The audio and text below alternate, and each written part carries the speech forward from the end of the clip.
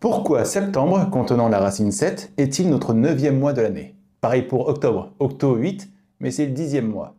Voyons l'origine du nom des mois. Dans l'Antiquité, le fondateur de Rome, Romulus, aurait établi le premier calendrier romain contenant 10 mois seulement. On commençait l'année avec Martius, Mars, nommé ainsi en l'honneur du dieu Mars, prétendument père de Romulus. Ce mois annonçait le début des campagnes militaires. Aprilis, avril, ici rien n'est certain. Soit ça vient du latin aperire, ouvrir, pour l'éclosion des bourgeons au printemps, soit de la déesse Aphrodite, version grecque de Vénus. Maius, mai, pour Maia, déesse de la fertilité et de la croissance. Iunius, juin, là encore deux possibilités. Soit Lucius Junius Brutus, fondateur de la République romaine, soit la déesse Junon, épouse de Jupiter et protectrice du mariage et de la fécondité. Et à partir de là, plus de références aux divinités ou autres.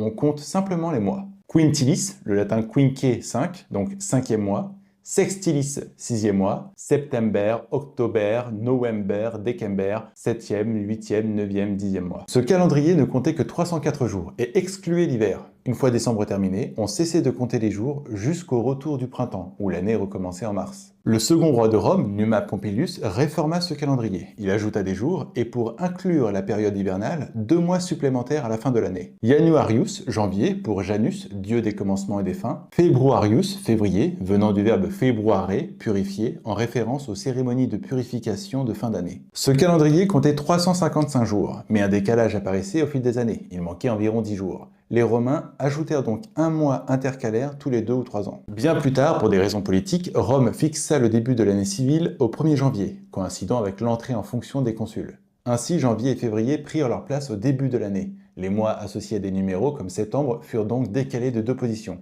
Septembre devint le 9e mois, et il en alla de même pour les mois suivants. Ce système de mois intercalaires, qui n'était pas toujours respecté, rendait le calendrier confus. Pour y mettre fin, Jules César, ou Caius Iulius Caesar en latin, ou Alain Chabat en français, demanda à l'astronome Sosilène d'Alexandrie de concevoir un nouveau calendrier fondé sur l'année solaire. Les précédents étaient sur l'année lunaire. Il supprima les mois intercalaires et fixa l'année à 365 jours et ajouta un jour bissextile tous les 4 ans. Je vous invite à aller voir ma vidéo sur bissextile. Vous comprendrez ce que signifie ce mot et ça rejoint ce que je dis ici. Après le décès de César, on lui rendit hommage en renommant le mois Quintilis, son mois de naissance, en Iulius, juillet, pour Jules. On fit la même chose pour son successeur, l'empereur Auguste. Sextilis, mois de ses grandes victoires, devint Augustus, août. Et des siècles plus tard, en 1582, le pape Grégoire XIII apporta des ajustements au calcul des années bissextiles, sans modifier le nom des mois. C'est notre calendrier actuel, le calendrier grégorien.